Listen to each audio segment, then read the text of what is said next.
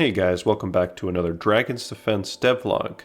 I'm pretty excited to show you what I've got in store for this devlog.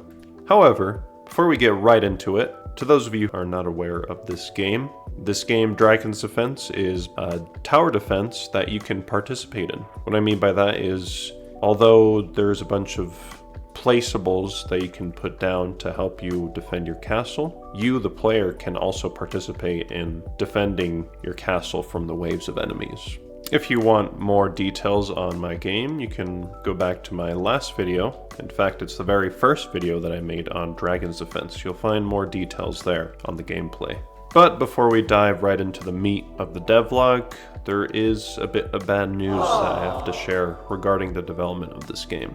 So recently, I was pretty much unemployed. In fact, I was employed. So I spent pretty much a lot of my free time developing this game, as well as doing job applications. So I had a lot of time to develop all sorts of features for this game. However, recently I did find a job, which is good news for me, but bad news for this development of the game. So the development of the game won't be as efficient, you could say, as previously. I'll definitely have way less free time than before. So major devlogs like this will become more infrequent, but I am very close to finishing the programming side of this game, so we will just have to see in the future. Now with the bad news out of the way, let's start getting into the devlog. And of course, as a little disclaimer, nothing here you see is final. Everything is just a placeholder, as well as functionality for certain characters might change. Now without further ado, let's get right into the details.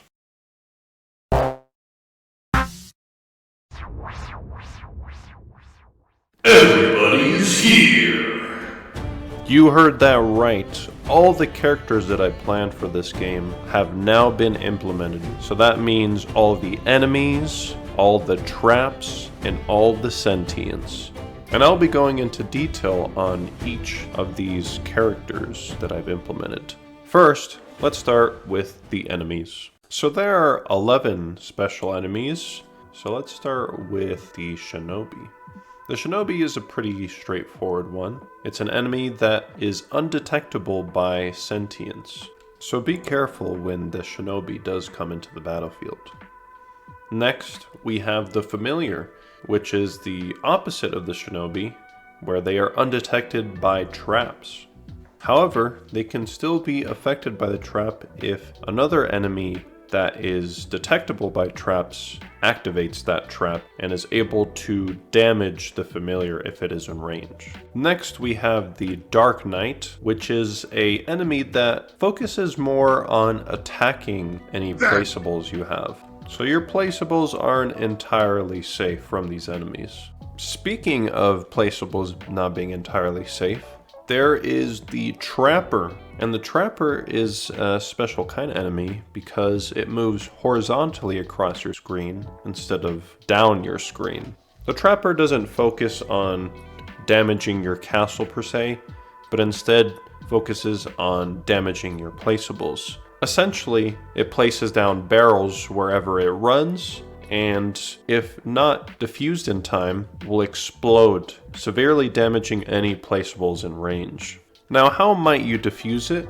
Well, you can actually click on the explosive a few times, and eventually it will be disarmed, and you have nothing else to worry about. So be careful when these guys come out. And on the topic of enemies that move horizontally, we have the golden enemy. The golden enemy is a very rare spawn, and these enemies are undetectable by sentients or traps. You as a player have to focus all your attention on the golden enemy in hopes of killing it, and if you do kill the golden enemy, you will get lots and lots of souls. However, this would mean abandoning your duty in defending the castle, so choose wisely if you want to kill the golden enemy or not. Next up, we have the illusionist. The illusionist is an enemy that walks towards a castle but in a sort of curvy pattern that would throw off your aim as well as any of the Sentients' aim. So it's not guaranteed that the Sentients can hit the illusionist. Next up, we have the Trojan. The Trojan is a giant enemy that walks very slowly towards your castle, and it doesn't really do anything out of the ordinary from first glance. However, if it is killed, or if it is near your castle enough, it will explode into smaller enemies. And depending on how close they are to the castle, it could be a very devastating blow.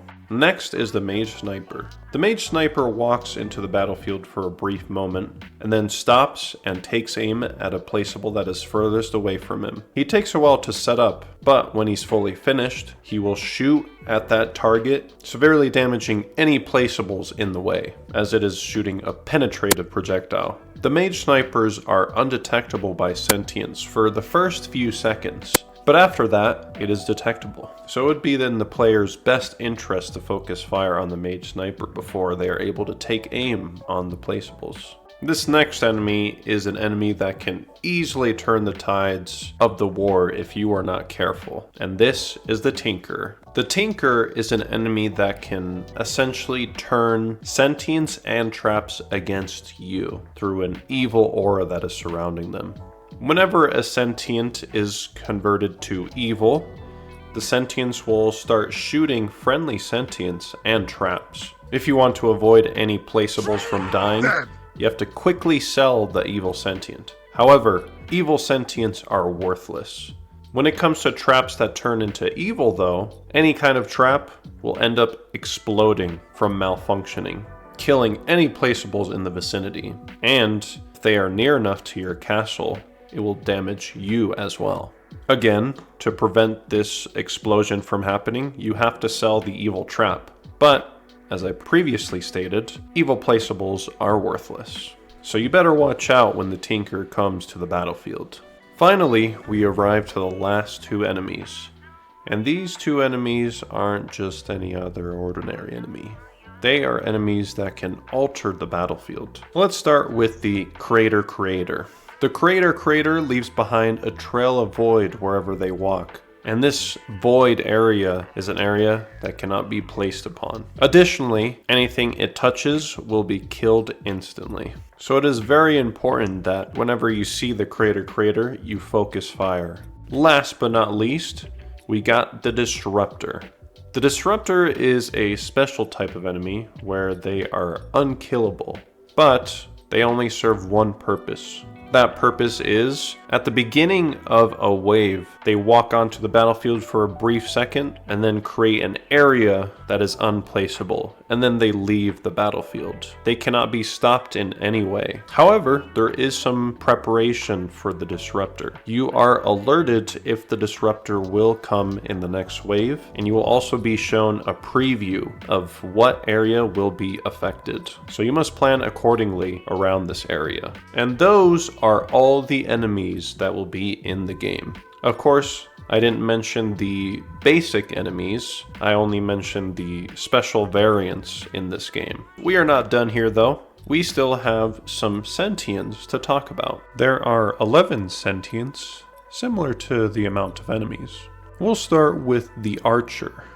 The Archer is pretty much the most basic unit in the game. Its stats are pretty much normal in everything. The Archer serves as a baseline for what is normal. Next, we got the White Knight, the counterpart to the Dark Knight. The White Knight is a sentient that only attacks what is nearby. It has a very short attack radius. However, it makes up for it for having high damage and high health. Next is the Ice Mage. The Ice Mage casts projectiles that slightly slows down the enemies. However, this effect can stack, so if you focus fire on one enemy, it'll really slow them down. Of course, this debuff is quite powerful, however, the Ice Mage lacks in damage. The next sentient on our list is the Demo Mage. The Demo Mage casts explosive magic and severely damages any enemies that are in the blast radius if the shot is landed. Due to this powerful magic, The Demo Mage can only cast this explosive magic every so often. Next, we have arguably the most powerful sentient on this list, the Dragonkin. The Dragonkin essentially inherits the same stats as the player. Any stats that the player has will apply to the Dragonkin. For example, if a player's damage is very high currently, then the Dragonkin's damage will be very high as well. The only stat that doesn't really translate to a sentient is attack radius. And by default, the Dragonkin has an extremely high attack radius. So you will know that this Dragonkin will be a very, very expensive sentient to buy. Now we move on to the Fire Mage. The Fire Mage casts a flame that bursts into an area of flames if the hit lands, damaging any enemies in it, lasting for quite a bit until the flames eventually go out. Up next is the Soul Drainer. The Soul Drainer shoots a giant, slow, soul-draining spell. Any enemies that are in the projectile will take damage over time.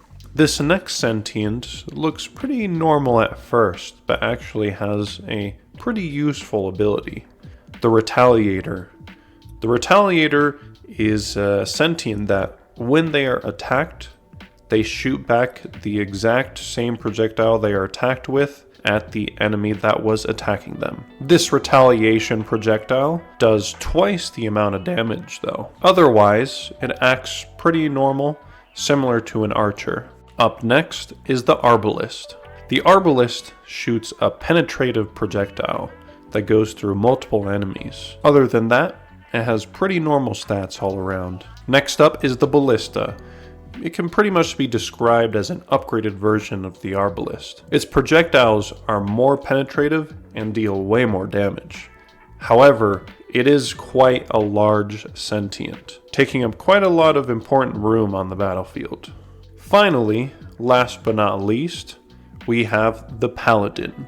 The Paladin is pretty much a counter to the Tinker, and how the Paladin counters the Tinker is that it smites any enemies as well as any evil sentients in range. The Paladin prioritizes the evil sentients, of course. This sentient is pretty much the only sentient that has a slight variation whenever the Tinker touches them with their evil aura. The Paladin turns evil for a short time, but then it returns to normal, getting back to killing enemies and evil sentients. So those are all the sentients that are going to be in the game. Hopefully some of them got you excited. However, we are still not done, as I have traps to present to you. There are a total of 5 traps, a small amount compared to the sentients or enemies, but it is still a great amount in the end. First up on our list is the Barricade. The Barricade, even though it's not really a trap, quote unquote, that's just the section it was classified under.